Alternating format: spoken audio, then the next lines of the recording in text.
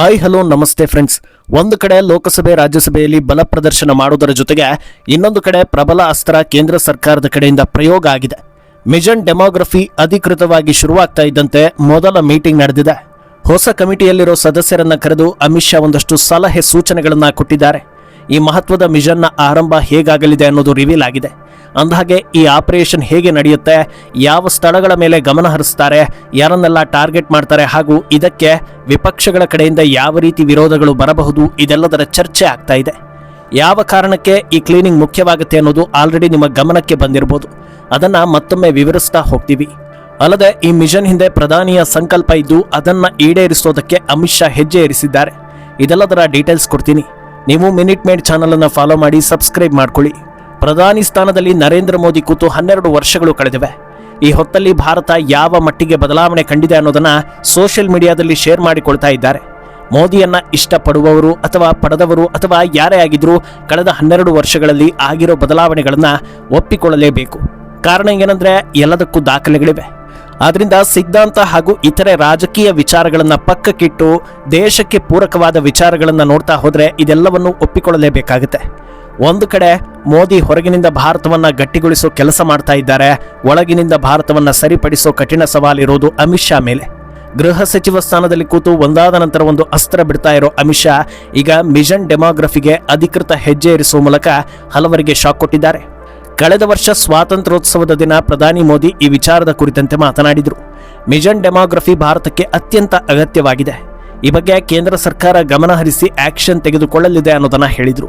Demography ವಿಚಾರದಲ್ಲಿ ಅತ್ಯಂತ ಸದ್ದು ಮಾಡಿದ್ದ 2 ಪ್ರಮುಖ ರಾಜ್ಯಗಳು ಅಂದ್ರೆ ಅದು ಅಸ್ಸಾಂ ಹಾಗೂ ಪಶ್ಚಿಮ ಬಂಗಾಳ. ಅಸ್ಸಾಂನಲ್ಲಿ ಕಳೆದ ಅವಧಿ ಬಿಜೆಪಿ ಕೈಯಲ್ಲೇ ಇತ್ತು ಹಾಗೂ ಹಿಮಂತ್ ಬಿಸ್ವಾ ಸರ್ಮಾ ಈ ವಿಚಾರದಲ್ಲಿ ಬಹಳ ಅಲರ್ಟ್ ಆಗಿದ್ರಿಂದ ಸಾಕಷ್ಟು ಕ್ರಮಗಳನ್ನು ಕೈಗೊಳ್ಳುವ ಮೂಲಕ ಭರವಸೆಯನ್ನು ಮೂಡಿಸಿದ್ರು. ಈ ಬಾರಿ 2 ರಾಜ್ಯಗಳಲ್ಲಿ ಬಿಜೆಪಿ ಗೆಲುವನ್ನ ಸಾಧಿಸ್ತಾ ಇದ್ದ ಹಾಗೆ ನ್ಯಾಷನಲ್ ವೈಡ್ ಈ ಪ್ರಕ್ರಿಯೆ ನಡೆಸೋದಕ್ಕೆ ಮುಂದಾಗಿದೆ. ಈ ಆಪರೇಷನ್ ಬಗ್ಗೆ ತಿಳಿಸೋ ಮುನ್ನ ಡೆಮೋಗ್ರಫಿ ಚೇಂಜ್ ಅಂದ್ರೆ ಏನು ಅನ್ನೋದನ್ನ ಸರಳವಾಗಿ ವಿವರಿಸಿ ಮುಂದಕ್ಕೆ ಹೋಗ್ತೀನಿ. ಡೆಮೋಗ್ರಫಿ ಬದಲಾವಣೆ ಅಂದ್ರೆ ಸಡನ್ ಆಗಿ ಧಾರ್ಮಿಕ ಜನಸಂಖ್ಯೆಯಲ್ಲಿ ಏರುಪೇರಾಗೋದು. ಉದಾಹರಣೆಗೆ ಒಂದು ಊರಲ್ಲಿ ಎ ಬಿ ಸಿ ಅನ್ನೋ 3 ಧರ್ಮಗಳು ಇವೆ ಅಂತ ಅಂದ್ಕೊಳ್ಳಿ. ಅದರಲ್ಲಿ ಎ 60%, ಬಿ 30%, ಸಿ 10% ಜನಸಂಖ್ಯೆ ಇದೆ ಅಂತ ಊಹಿಸಿಕೊಳ್ಳಿ. 1 ಅಥವಾ 2 ದಶಕಗಳ ನಂತರ ನೋಡಿದಾಗ ಇದೇ ರೇಂಜ್ನಲ್ಲಿ ಅಥವಾ 1-2% ಆಚೆ ಈಚೆ ಇತ್ತು ಅಂದ್ರೆ ಅಲ್ಲಿ ಎಲ್ಲವೂ ಸಹಜವಾಗಿ ಇದೆ, ಡೆಮೋಗ್ರಫಿ ಬದಲಾವಣೆ ಆಗಿಲ್ಲ ಅಂತ ಅರ್ಥ.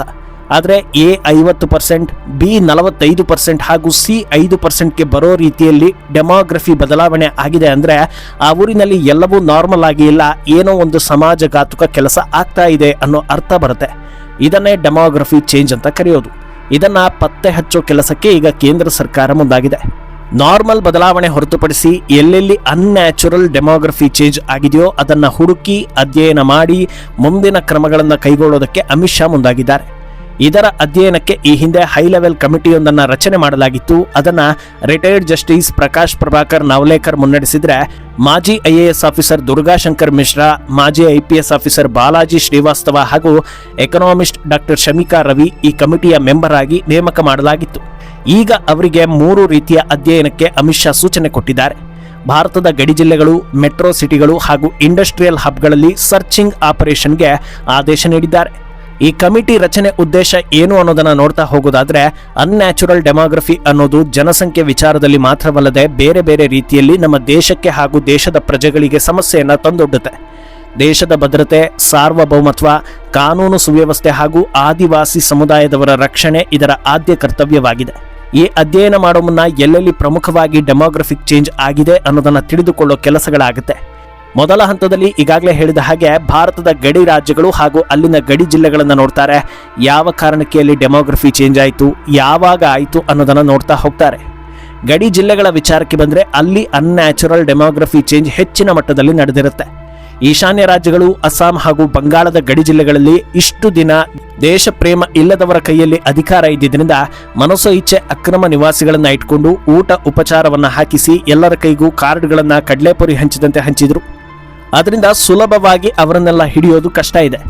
ಆದರೆ ಒಂದು ಜಾಗದಲ್ಲಿ ಮುಂಚೆ ಮೂಲ ನಿವಾಸಿಗಳು ಎಷ್ಟು ಜನ ಇದ್ರು, ಇತ್ತೀಚಿನ ವರ್ಷಗಳಲ್ಲಿ ಅಕ್ರಮ ವಲಸಿಗರ ಸಂಖ್ಯೆ ಹೆಚ್ಚಾಗಿದೆ ಅಂದಾಗ ಯಾವಾಗಿಂದ ಈ ಬದಲಾವಣೆ ಆಯಿತು, ಮುಂಚೆ ಇದ್ದ ಮೂಲ ನಿವಾಸಿಗಳು ಏನಾದರೂ ಅವರನ್ನ ಜೀವ ಸಹಿತ ಬಿಟ್ಟಿದ್ದಾರಾ ಅಥವಾ ಮತಾಂತರ ಮಾಡಲಾಗಿದೆಯಾ ಅಥವಾ ಇಲ್ಲಿರೋದಕ್ಕೆ ಸಾಧ್ಯವಿಲ್ಲ ಅಂತ ಹೆದರಿ ಬೇರೆ ಬೇರೆ ರಾಜ್ಯಗಳಿಗೆ ಓಡಿ ಹೋಗಿದ್ದಾರಾ ಅನ್ನೋದನ್ನ ಸ್ಟಡಿ ಮಾಡ್ತಾರೆ. ಹಾಗೆ ಇದ್ದಕ್ಕಿದ್ದ ಹಾಗೆ ಜಾಸ್ತಿ ಆದವರ ಮೂಲ ಯಾವುದು ಅನ್ನೋದನ್ನ ಹುಡುಕಿಕೊಂಡು ಹೋಗಲಾಗುತ್ತೆ. ಗಡಿ ಜಿಲ್ಲೆಗಳಲ್ಲಿ ಹುಡುಕಾಟ ಸುಲಭ, ಆದರೆ ಬೇರೆ ಬೇರೆ ಪ್ರದೇಶಗಳಲ್ಲಿ ಈ ಬದಲಾವಣೆಯನ್ನು ಹುಡುಕೋದು ಸವಾಲಿನ ಕೆಲಸ ಆಗಿದೆ. ಅಂದಹಾಗೆ ಈ ಕಮಿಟಿ ರಚನೆಯಲ್ಲಿರೋ ಆದ್ಯತೆಗಳ ಪೈಕಿ ಆದಿವಾಸಿಗಳ ರಕ್ಷಣೆ ಕೂಡ ಒಂದು ಅಂತ ಹೇಳಿದೆ. ಅದನ್ನು ನೋಡಬೇಕು ಅಂದರೆ ಜಾರ್ಖಂಡ್ ಕಡೆಗೆ ಹೋಗಬೇಕಾಗುತ್ತೆ. ಎಲ್ರಿಗೂ ಗೊತ್ತಿರೋ ಹಾಗೆ ಜಾರ್ಖಂಡ್ ಗಡಿ ರಾಜ್ಯ ಅಲ್ಲ, ಹಾಗೆ ಆದಿವಾಸಿ ಸಮುದಾಯಗಳು ಹೆಚ್ಚಿರೋ ರಾಜ್ಯ. ಅಲ್ಲಿ ಎಲೆಕ್ಷನ್ ಟೈಮ್ನಲ್ಲಿ ಕೆಲ ಮಾಧ್ಯಮಗಳು ಸರ್ವೆ ಮಾಡುವಾಗ ಸ್ಫೋಟಕ ವಿಚಾರವನ್ನ ಬಿಚ್ಚಿಡೋ ಕೆಲಸವನ್ನ ಮಾಡಿದ್ವು. ಅದೇನು ಅಂದ್ರೆ ಅಕ್ರಮ ವಲಸಿಗರು ಅಲ್ಲಿ ಸೆಟಲ್ ಆಗೋದಕ್ಕೆ ಅತ್ಯಂತ ನೀಚ ಮಾರ್ಗಗಳನ್ನ ಅನುಸರಿಸ್ತಾ ಇದ್ದಾರೆ ಅನ್ನೋದು. ಅಲ್ಲಿ ಒಬ್ಬ ಅಕ್ರಮ ನಿವಾಸಿಯ ಸಂದರ್ಶನ ಮಾಡೋ ಹೊತ್ತಲ್ಲಿ ನಾವು ಇಲ್ಲಿ ಆದಿವಾಸಿ ಸಮುದಾಯದ ಯುವತಿಯರನ್ನ ಪ್ರೀತಿ ಮಾಡಿ ಮದುವೆ ಆಗ್ತೀವಿ ಅನ್ನೋದನ್ನ ಬಾಯಿಬಿಟ್ಟಿದ್ದ. ಸರಿ, ಪ್ರೀತಿಸಿ ಮದುವೆ ಆಗಿದ್ದಲ್ವಾ ಅಂದಮೇಲೆ ಆಕೆಗೂ ಕೂಡ ಧಾರ್ಮಿಕ ಸ್ವಾತಂತ್ರ್ಯ ಇರುತ್ತಾ ಇಲ್ವಾ ಅಂತ ನಿರೂಪಕರು ಪ್ರಶ್ನೆ ಕೇಳಿದ್ರೆ ಅದು ಹೇಗೆ ಹಾಗಾಗುತ್ತೆ, ಮದುವೆ ಆದ್ಮೇಲೆ ಅವಳನ್ನ ನಮ್ಮ ಧರ್ಮಕ್ಕೆ ಮತಾಂತರ ಮಾಡ್ತೀವಿ ಅಂತ ಅಕ್ರಮ ಬಾಂಗ್ಲಾ ವಲಸಿಗ ಹೇಳಿದ್ದ. ಅಂದ್ರೆ ಆಕೆಯಿಂದ ಈತನಿಗೆ ಭಾರತದಲ್ಲಿ ಇರೋದಕ್ಕೆ ಅವಕಾಶ ಸಿಗೋದಲ್ಲದೆ ಆಕೆ ಈತನ ಧರ್ಮವನ್ನ ಬೇರೆ ಅನುಸರಿಸಬೇಕು. ಈ ರೀತಿ ತುಂಬಾ ಕೇಸ್ಗಳಿವೆ ಅನ್ನೋದನ್ನ ಆತನೇ ಬಾಯಿಬಿಟ್ಟಿದ್ದ.